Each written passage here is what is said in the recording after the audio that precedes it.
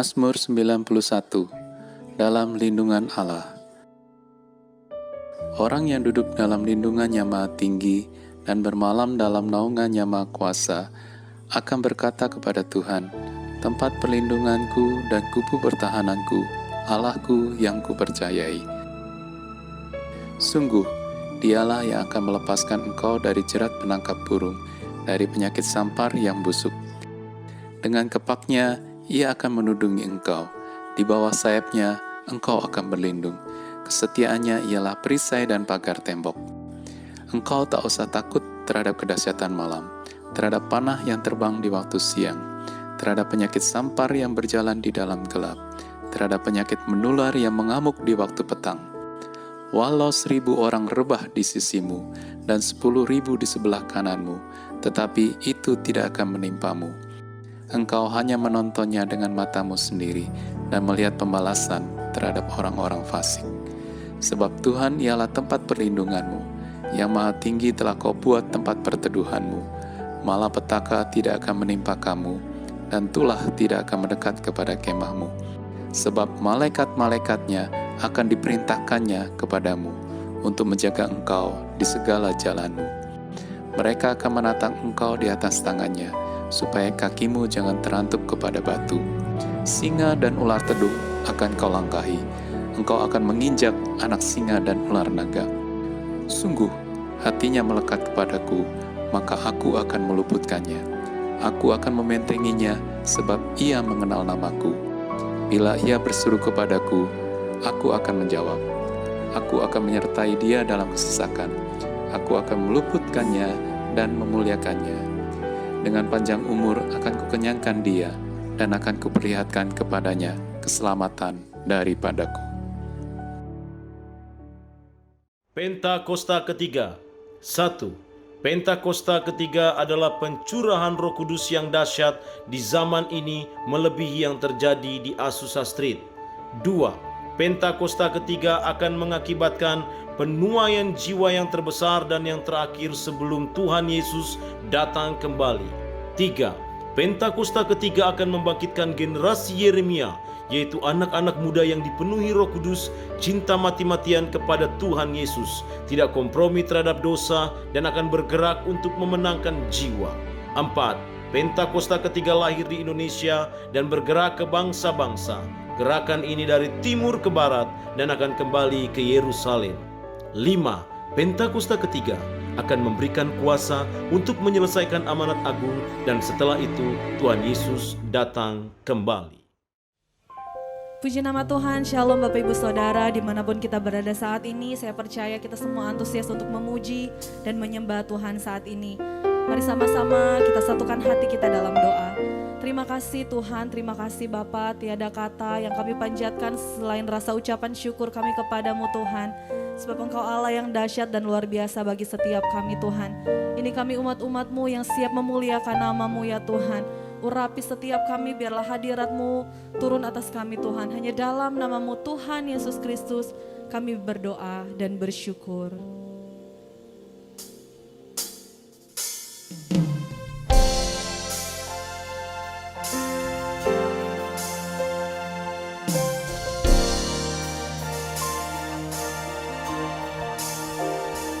Sungguh kami percaya Engkau Allah yang dahsyat Tuhan.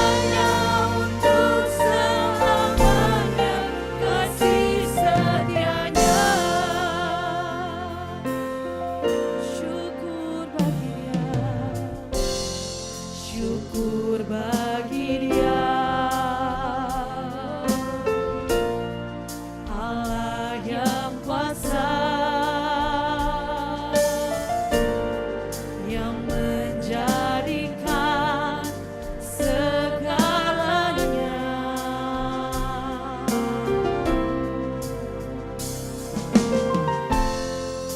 Ajaib perkasa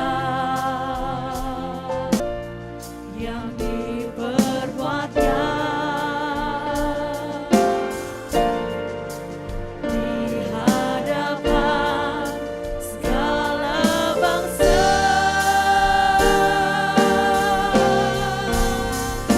Sebab Tuhan bahwasanya untuk selamanya kasih setianya.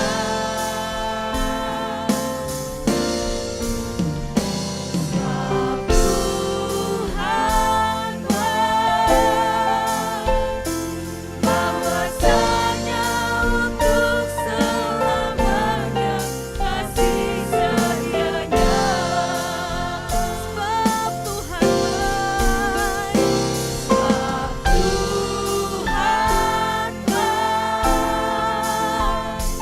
bahwasanya untuk selamanya kasih setianya.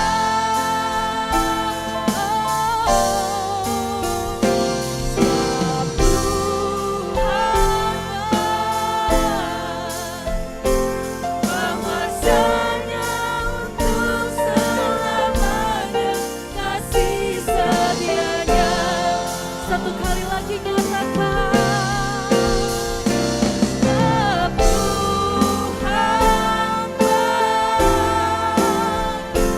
bahwasanya untuk selamanya kasih setianya.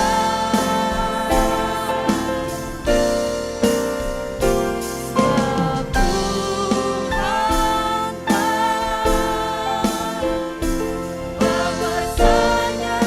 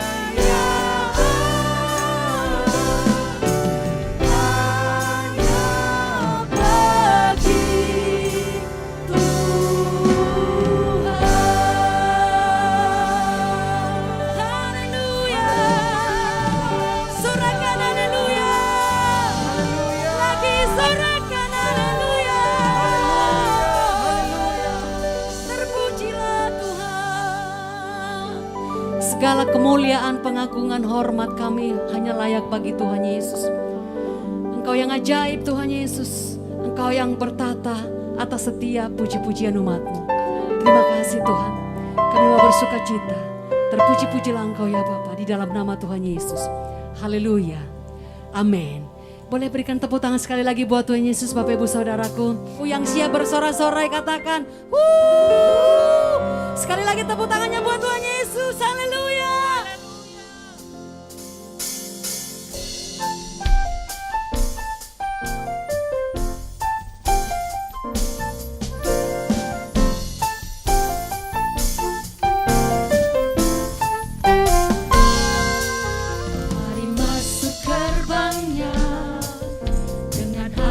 Bersyukur halamannya dengan pujian, penuhi baitnya dengan nyanyian syukur, hadiratnya pun sukacita.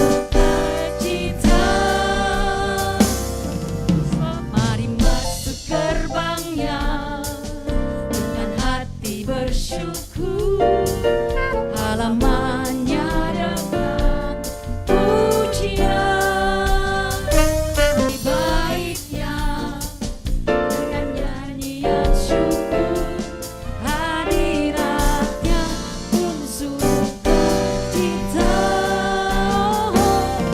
Sebab Tuhan Dia baik dan anugerahnya kekal selama-lamanya.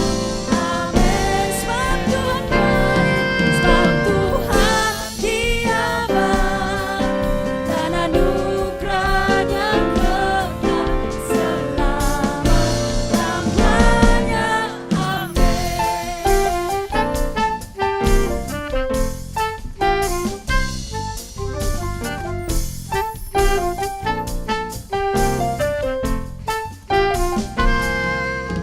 Mari masuk gerbangnya dengan hati bersyukur, hadirannya dengan pujian, penuhi baitnya dengan nyanyian syukur. Amin. Hadiratnya penuh sukacita. Sebab Tuhan Dia baik dan anugerahnya kekal selama-lamanya. Amin. Sebab Tuhan Dia baik dan anugerahnya kekal selama-lamanya. Amin. Sebab Tuhan Dia baik dan anugerahnya kekal selama-lamanya. Amin. Tuhan Dia baik dan anugerahnya kekal selama-lamanya. Amin. Sebab Tuhan Dia baik dan anugerahnya kekal selama-lamanya. Amin. Sebab Tuhan Dia baik dan anugerahnya kekal selama-lamanya.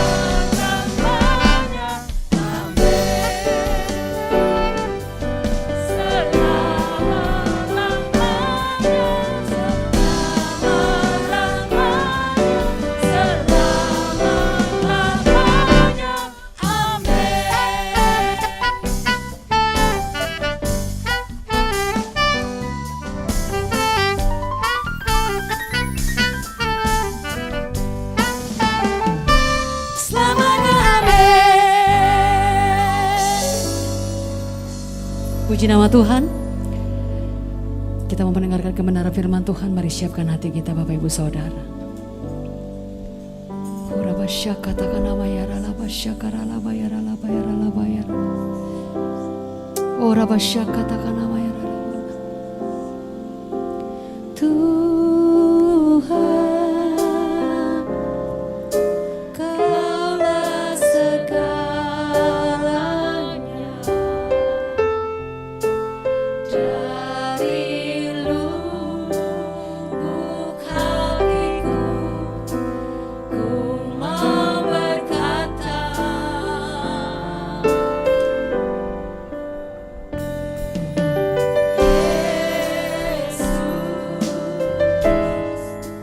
Kaulah segalanya,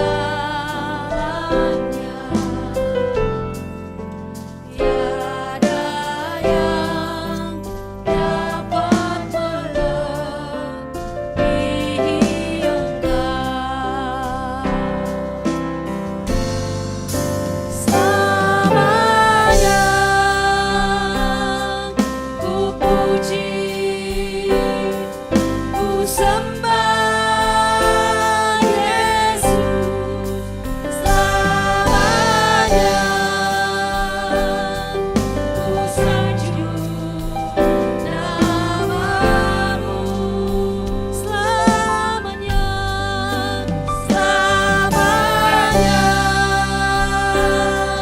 dekatku, sedangkan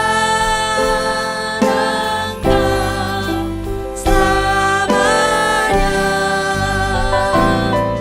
Kaulah segalanya. Selamanya, amin. Kami sembah Kau Tuhan Yesus. Yesus, selamanya kami sanjung Tuhan. Oh, selamanya.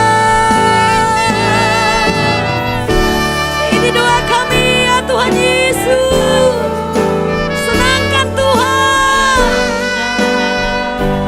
Engkau selamanya, Kaulah segalanya. Mari sama-sama angkat tangannya, katakan selamanya. Haleluya. Kami sembah Engkau ya Tuhan. Selamanya ku sanjung namamu. Selamanya,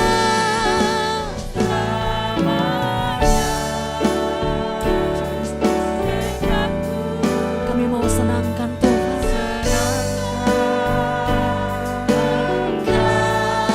Selamanya Kaulah segalanya, Kaulah segalanya, Kaulah segalanya, Kaulah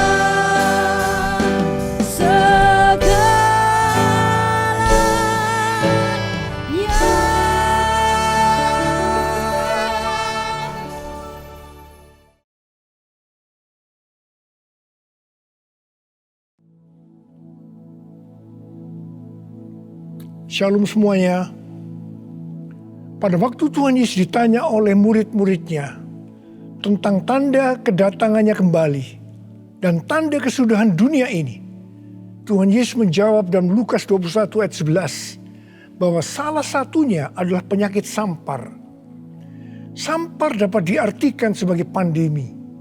Jadi COVID-19 ini adalah salah satu tanda dari kedatangan Tuhan Yesus kembali dan tanda kesudahan dunia ini. Selain itu, Tuhan Yesus menjawab dari Matius 24 ayat 14 yang berkata, dan Injil kerajaan ini akan diberitakan di seluruh dunia menjadi kesaksian bagi semua bangsa. Sesudah itu barulah tiba kesudahannya. Tuhan Yesus pasti datang kembali. Karena itu Dia memberikan amanat agung kepada kita, yaitu agar kita pergi dan menjadikan semua bangsa itu murid Tuhan Yesus. Hal ini juga berarti agar terjadi penuaian jiwa besar-besaran sebelum Tuhan Yesus datang kembali.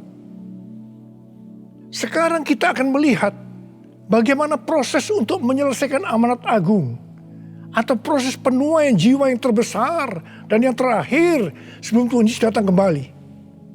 Untuk menyelesaikan amanat agung tidak bisa dengan kekuatan sendiri.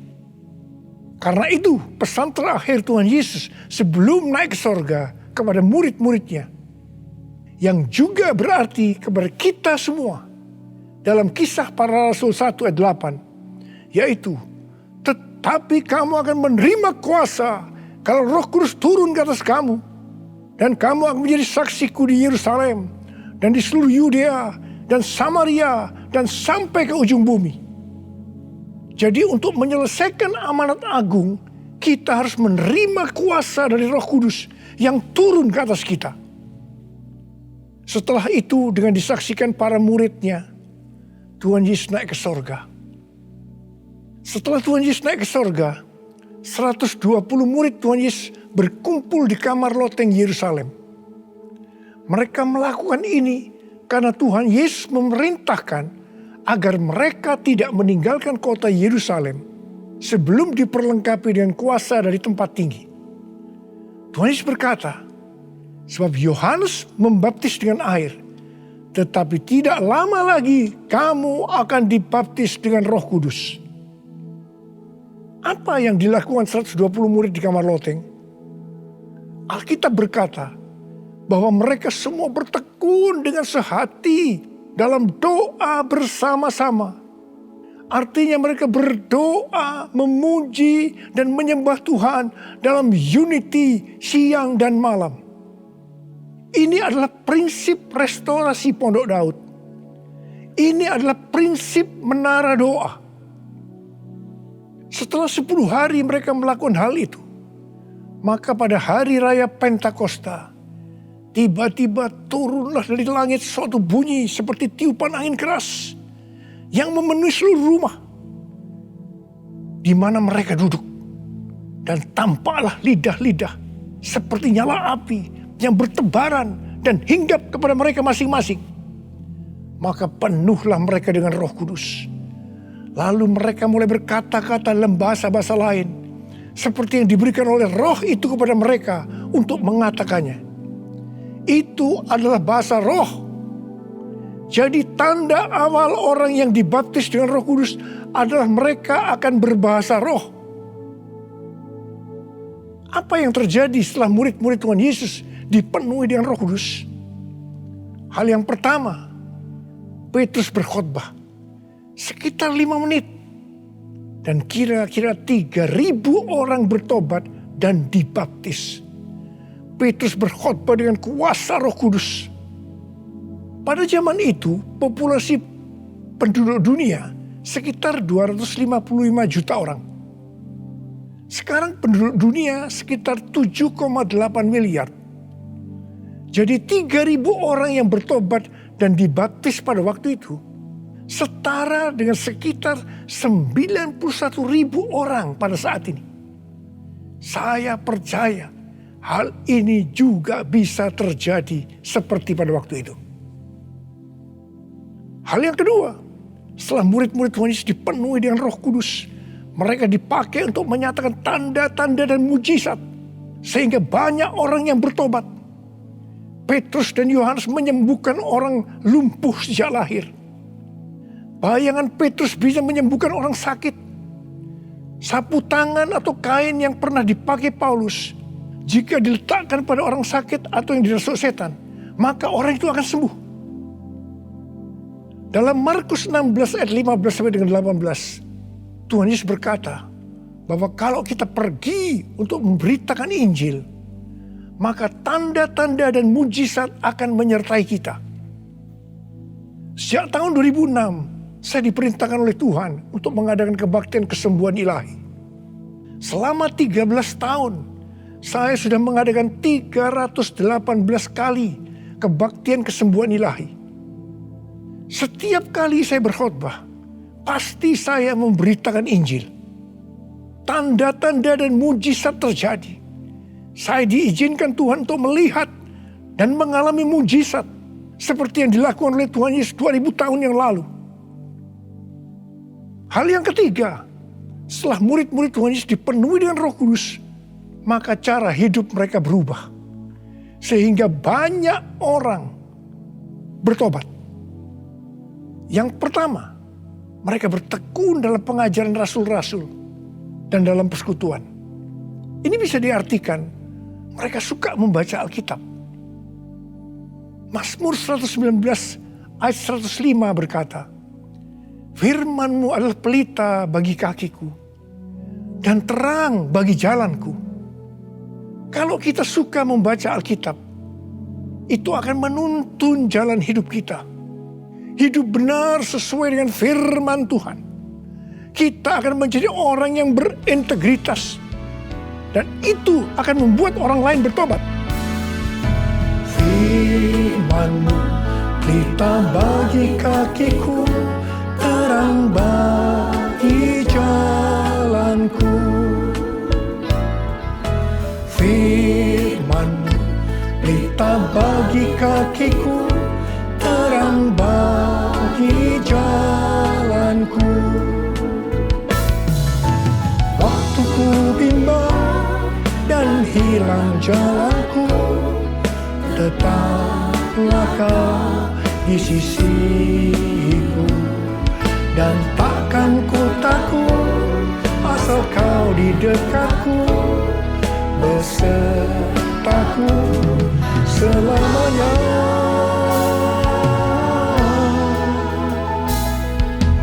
Firman pelita bagi kakiku, terang bagi jalanku.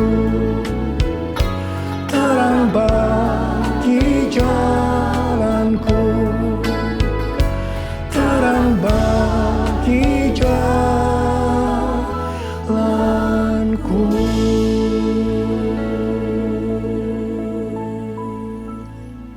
Yang kedua, perubahan cara hidup yang membuat banyak orang bertobat adalah mereka selalu berkumpul, memecahkan roti dan berdoa. Ini bisa dikatakan mereka hidup dalam unity dan suka berdoa. Hari-hari ini saya melihat melalui menara doa bahwa ada doa, pujian dan penyembahan dalam unity siang dan malam. Saya melihat melalui Third Pentecost Azusa Street Prayer Tower ada doa yang bertalu-talu untuk pencurahan Roh Kudus yang dahsyat melalui Pentakosta ketiga. Saya percaya kalau Tuhan sudah berikan kepada kita beban untuk berdoa seperti ini, maka ini merupakan tanda bahwa Pentakosta ketiga yang dahsyat akan turun dan akan terjadi penuaian jiwa yang terbesar dan yang terakhir sebelum Tuhan Yesus datang kembali.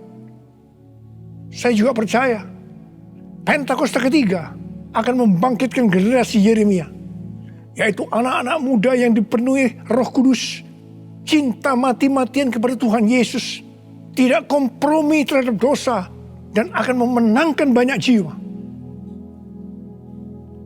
Yang ketiga, perubahan cara hidup jemaat yang membuat banyak orang bertobat, yaitu karena mereka suka memberi, sehingga tidak ada yang berkekurangan. Dalam kondisi krisis ekonomi akibat pandemi hari-hari ini, justru Tuhan menghendaki agar kita suka memberi. Alkitab berkata, adalah lebih berbahagia memberi daripada menerima. Lukas 6 ayat 38 berkata, "Berilah dan kamu akan diberi.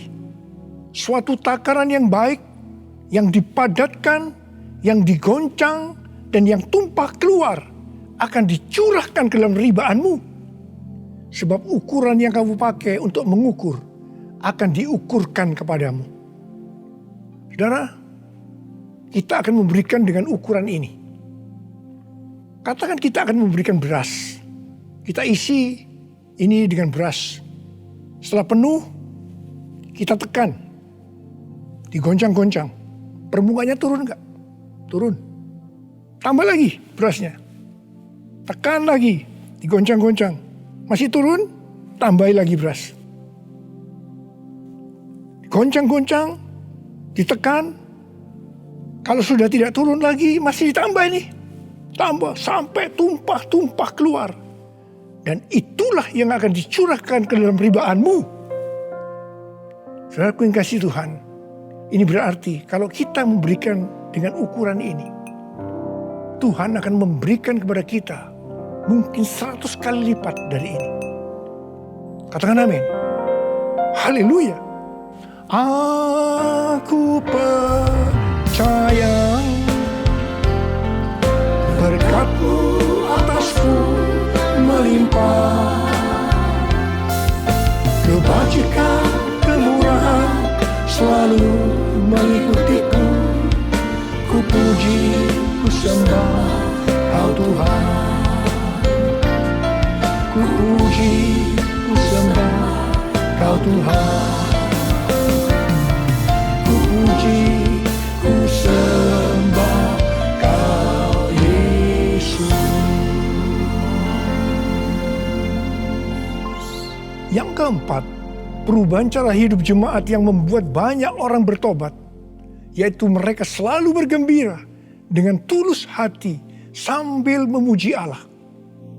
Hidup dengan tulus hati artinya hidup sebagai orang yang berintegritas. Jadi perubahan-perubahan yang terjadi dalam cara hidup jemaat yang membuat banyak orang bertobat adalah mereka suka membaca Alkitab. Mereka suka berdoa. Mereka hidup dalam unity. Mereka suka memberi. Mereka suka memuji Allah dan bergembira. Tulus hati atau hidup berintegritas. Dikatakan bahwa mereka disukai semua orang. Dan tiap-tiap hari jumlah orang yang diselamatkan bertambah. Haleluya!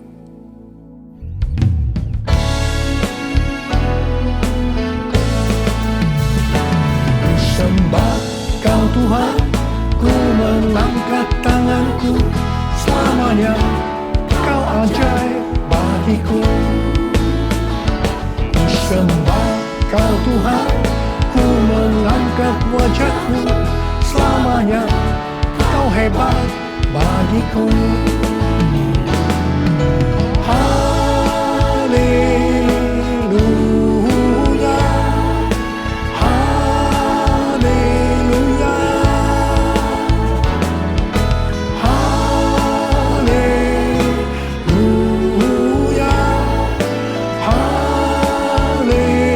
Haleluya,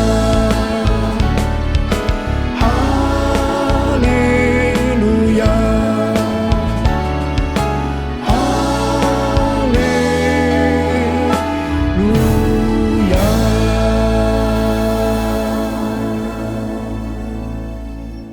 Saya percaya mereka menganggap bahwa pola penuaian jiwa hanya seperti itu. Mereka sebagai orang-orang percaya hidup dalam zona nyaman. Mereka biasa berkumpul dalam unity sambil membaca Alkitab, berdoa, dan memuji Tuhan dengan sukacita. Tidak ada yang berkekurangan. Wow, siapa yang tidak mau menjadi orang percaya? Tetapi ternyata supaya penuaian jiwa bertambah besar, Tuhan izinkan proses berikutnya terjadi, yaitu aniaya menimpa jemaat di Yerusalem. Selain rasul-rasul, maka mereka harus lari meninggalkan Yerusalem. Mereka pergi ke Yudea dan Samaria sambil memberitakan Injil. Jadi kalau tadinya penuaian jiwa hanya terjadi di Yerusalem saja, sekarang menyebar ke seluruh Yudea dan Samaria. Dan pola penuaian jiwa yang seperti ini masih terjadi sampai hari ini. Saya teringat kesaksian yang pernah saya dengar dari Gus Dur. Beliau pernah berkata, orang Kristen itu jangan ditekan-tekan. Sebab kalau ditekan, mereka akan meledak. Justru kalau dibiarkan dalam zona nyaman, mereka tidak akan berkembang. Karena itu, Tuhan izinkan hari-hari ini penderitaan, aniaya itu terjadi di antara orang-orang percaya. Supaya terjadi penuaian jiwa yang lebih besar. Saya percaya melalui masa pandemi COVID-19 yang membuat kita tidak nyaman. Banyak mengalami tekanan-tekanan. Ada yang mengalami sakit, bahkan ada yang meninggal. Tetapi justru ini akan mempersiapkan penuaian jiwa yang terbesar dan terakhir dalam era Pentakosta ketiga ini. Sebelum Tuhan Yesus datang kembali. Melalui semuanya ini, mari kita katakan bersama-sama, Tuhan Yesus, Engkau baik. Engkau sungguh baik dan sangat baik. Taruh tangan di dada kita kepada saya. Kepada saya. All my life you have been faithful. All my life you have been so good. With every breath that I am able, I will sing of the goodness of God.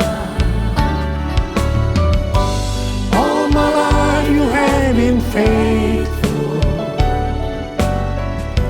All my life you have been so good. With every breath that I am able, I will sing of the goodness of God. I will sing of the goodness of God. I will sing of the goodness of God.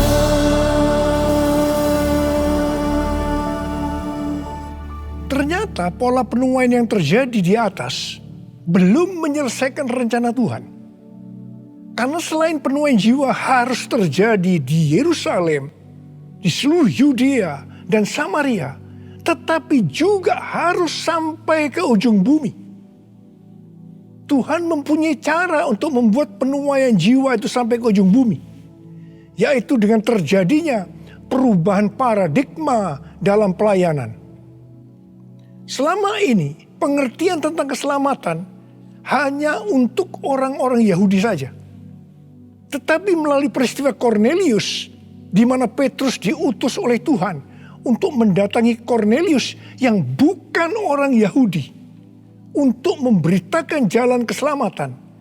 Akhirnya mereka mengerti bahwa ternyata keselamatan bukan hanya untuk orang Yahudi saja, tetapi untuk semua bangsa. Dan ini mengakibatkan terjadinya penuaian jiwa besar-besaran. Haleluya. Jadi, mereka tidak hanya mengabarkan Injil di Yerusalem, Yudea, dan Samaria saja. Tapi sekarang mereka termasuk kita juga pergi ke seluruh dunia. Proses perubahan paradigma dalam pelayanan itu tidak mudah. Petrus harus diyakinkan oleh Tuhan. Kalau Tuhan berkata halal, jangan kamu berkata haram. Orang-orang yang bukan Yahudi adalah haram di mata orang Yahudi.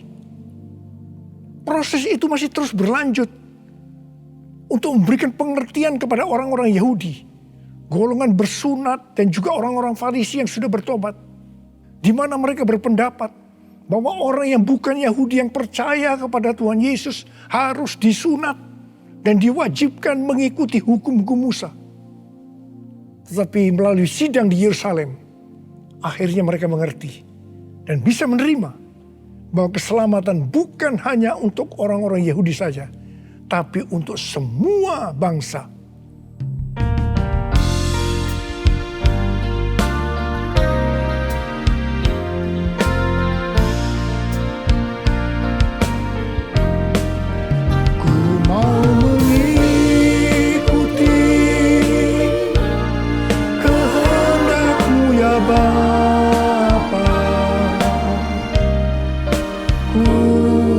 Selalu menyenangkan hatimu. Ku mau selalu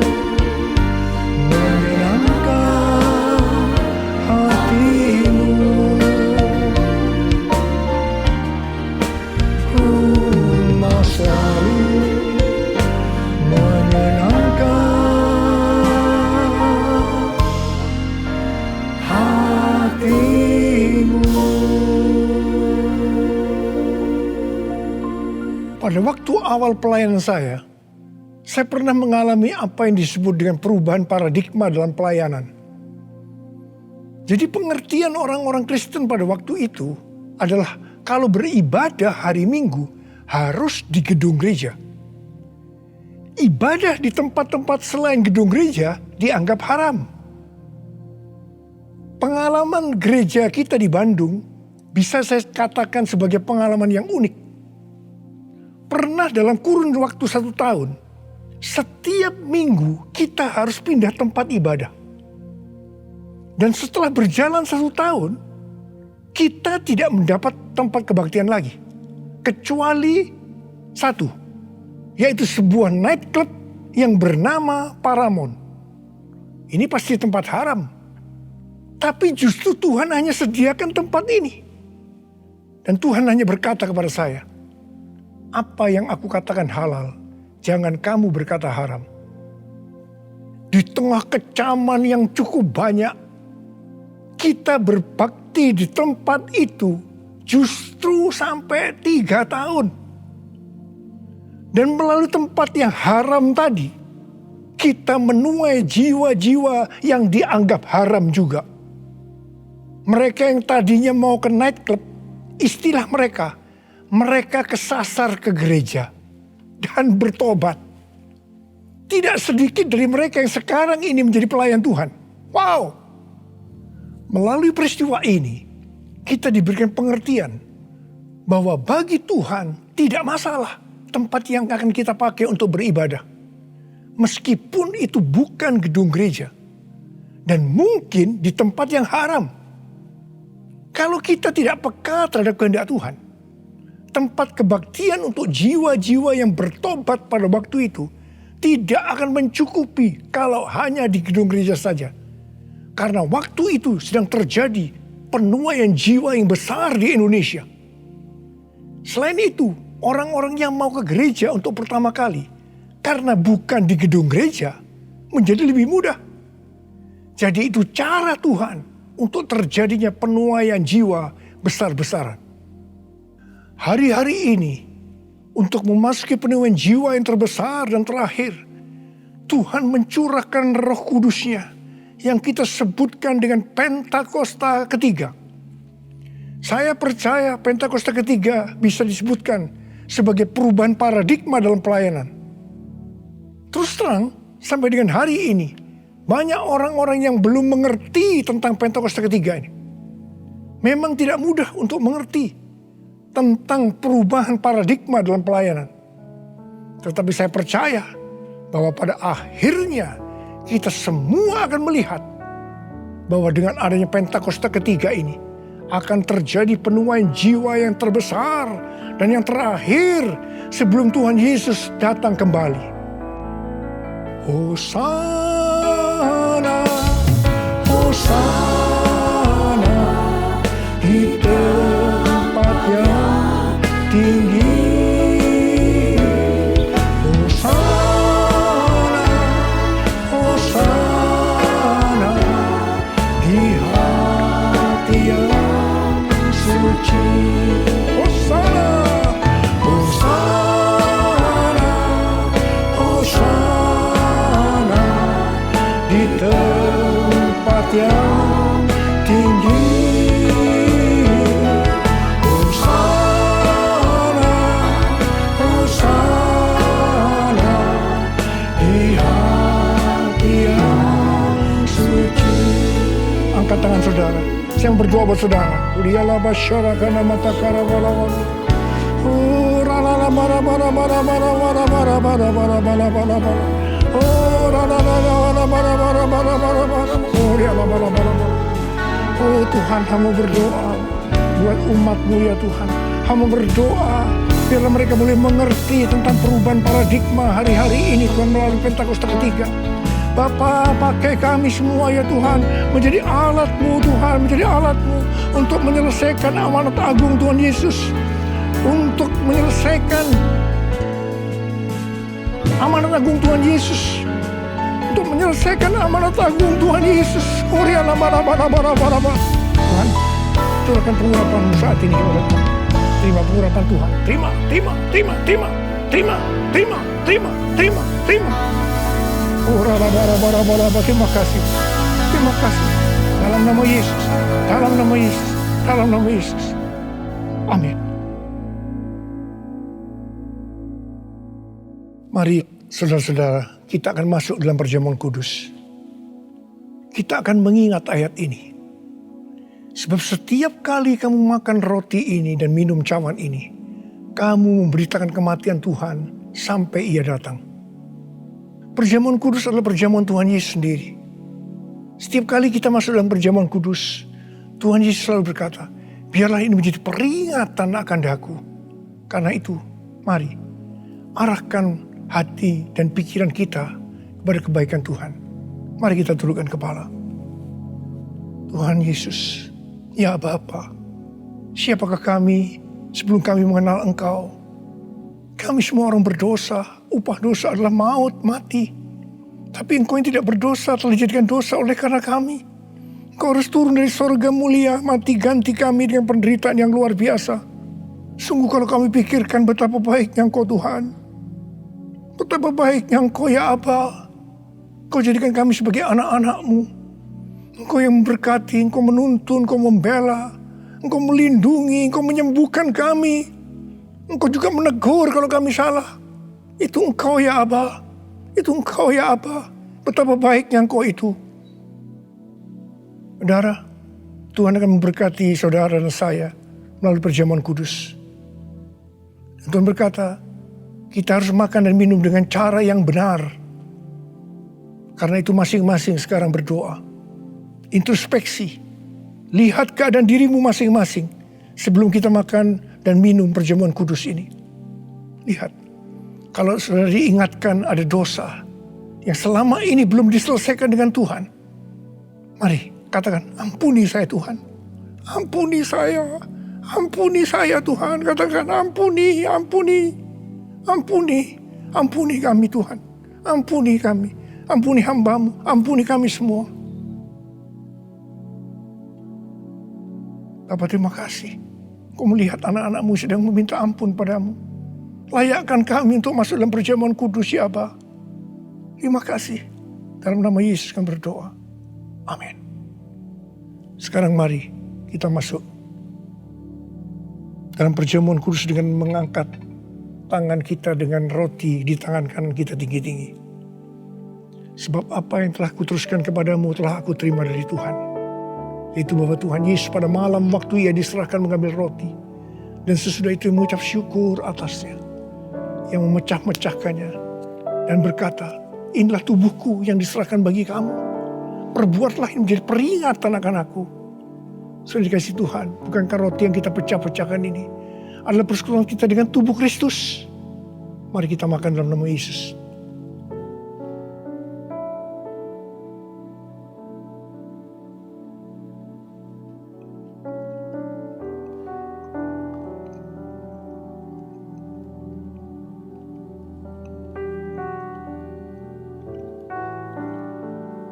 Mari angkat cawan di tangan kanan kita tinggi-tinggi. Demikian juga Ia mengambil cawan sesudah makan lalu berkata, cawan ini adalah perjanjian baru yang dimeterkan oleh darahku. Perbuatlah ini. Setiap kali kamu meminumnya menjadi peringatan akan aku. Sudah dikasih Tuhan. Bukankah cawan pengucapan syukur. Yang atasnya kita ucapkan syukur adalah persekutuan kita dengan darah Yesus. Mari kita minum dalam nama Yesus.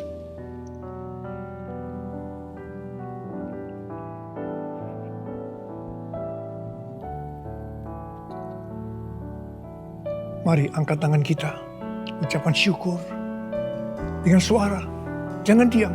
Katakan, terima kasih ya Tuhan. Terima kasih ya Tuhan, makasih. Oh, bala. Engkau baik Tuhan, Engkau baik Tuhan, Engkau baik Tuhan. Oh, terima kasih, Tuhan Yesus, Engkau baik, Engkau baik. Dalam seluruh hidup kami, Engkau baik Tuhan, Engkau baik, Engkau sungguh baik, Engkau sungguh baik ya Aba, Engkau sungguh baik. Oh, all my life you have been faithful. All my life you have been so good. With every breath that I am able, I will sing of the goodness of God. All my life you have been faithful. All my life you have been so good. With every breath that I am able, I will sing of the goodness of God. I will sing of the goodness of God. I will sing of the goodness of God.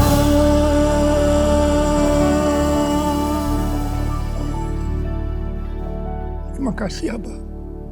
Terima kasih. Terima kasih. Terima kasih. Dalam nama Yesus. Amin. Mari Bapak Ibu kita akan bawa persembahan. Mari kita angkat, kita berdoa. Bapa, ini milik-Mu. Persepuluhan yang Kau titipkan dalam ribahan kami. Kami akan bawa ke dalam rumah-Mu. Persembahan yang terbaik kami akan bawa ke dalam rumah-Mu. Karena Engkau sudah memberi yang terbaik dalam hidup kami. Kami akan memberi dengan penuh cinta dan hormat kami kepadamu. Di dalam nama Yesus kami sudah berdoa. Haleluya. Amin.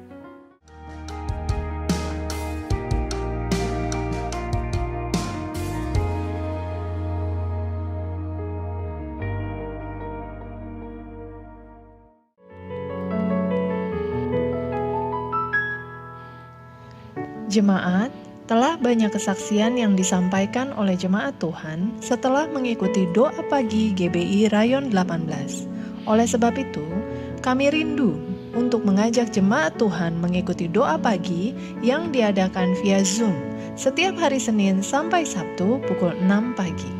Zoom sudah dibuka pada pukul 5.30. Azusa Street Prayer Tower untuk Rayon 18 diadakan setiap hari Rabu jam 9 malam dengan ID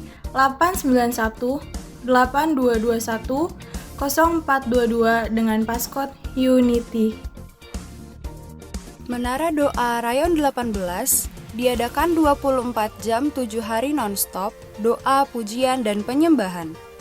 Menara Doa diadakan secara online via Zoom dengan ID Zoom 842-888-8726 serta paskot Integrity. Telah dibuka penerimaan murid baru TK Bintang Bersinar tahun ajaran 2021-2022. Untuk tahun ini, free uang pangkal. Daftarkan segera anak Anda di TK Bintang Bersinar dengan kategori umur 3-5 tahun.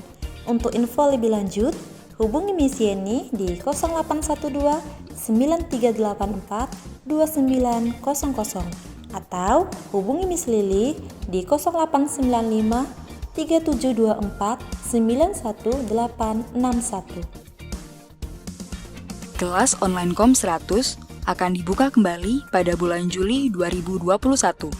Untuk informasi dan pendaftaran, saudara bisa menghubungi Bapak Rio di nomor 0813 8319 8101. Salam kebenaran. Inilah waktunya kita memberi diri untuk belajar dengan sungguh setiap perkataan Allah di dalam firman-Nya.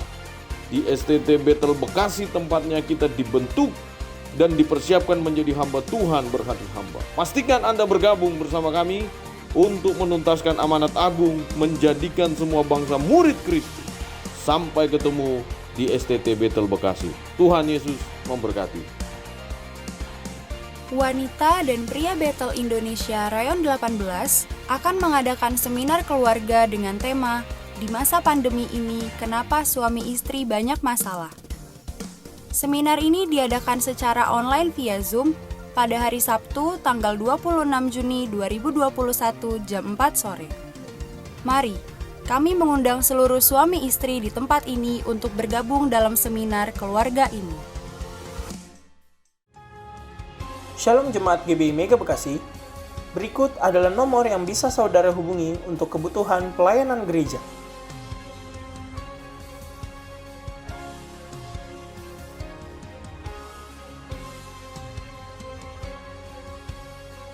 Jangan lupa disimpan. Tuhan Yesus memberkati. Baptisan air kembali akan diadakan pada hari Sabtu, tanggal 26 Juni 2021. Untuk informasi dan pendaftaran, saudara dapat menghubungi Ibu Meirina di nomor 0896 5165 8737.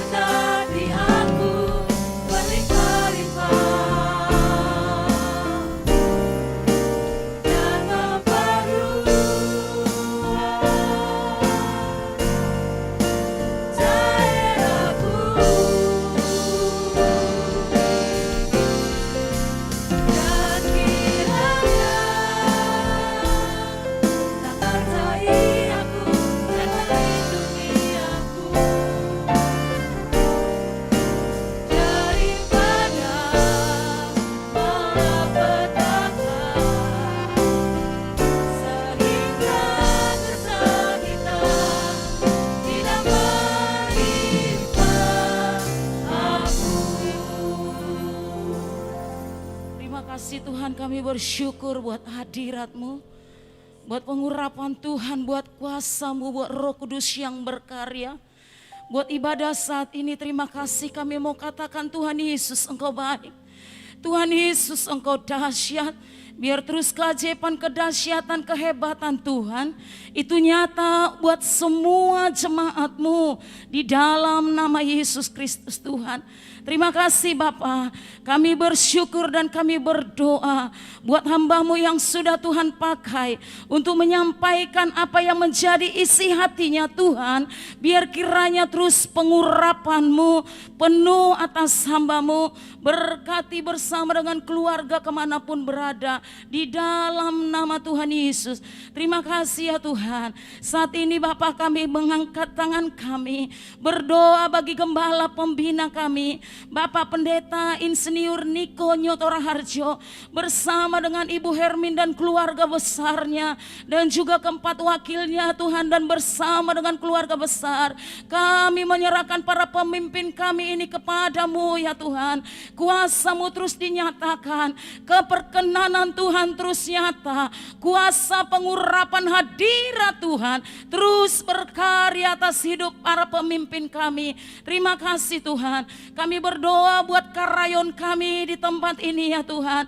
Berkati hamba-Mu Bapak Pendeta Andi Markus MTH bersama dengan Ibu Sutanti dan bersama dengan seluruh keluarga besar dan keempat wakil hamba-Mu. Kami berdoa di dalam nama Yesus, juga gembala cabang dan ranting, gembala-gembala kul, Tuhan pakai Tuhan dengan dahsyat, dengan tanda-tanda heran dan tanda-tanda ajaib menyertai setiap hamba-hamba-Mu di dalam nama Yesus. Perlindungan kuasa darah Yesus sempurna atas seluruh para pemimpin kami di Rayon 18. Terima kasih Tuhan. Dan kami berdoa buat bangsa kami Indonesia. Kami mau katakan Shalom Indonesia, Shalom Indonesia. Damailah bangsa kami, diberkati di dalam nama Yesus. Terima kasih Tuhan. Dan kami percaya kuasa Tuhan yang dahsyat itu terus berkarya, bekerja, menjangkau setiap jiwa-jiwa di dalam nama Yesus.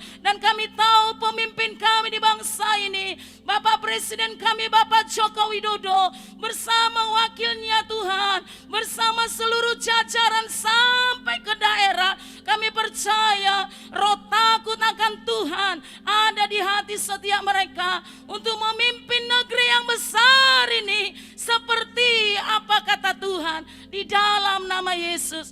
Terima kasih Tuhan. Terima kasih Roh Kudus. Dan kami percaya berkat yang sama buat kota kami Bekasi. Berkati Tuhan kota ini penuh dengan kemuliaan Tuhan. Terima kasih ya Roh Kudus. Kami berdoa Tuhan buat Yerusalem.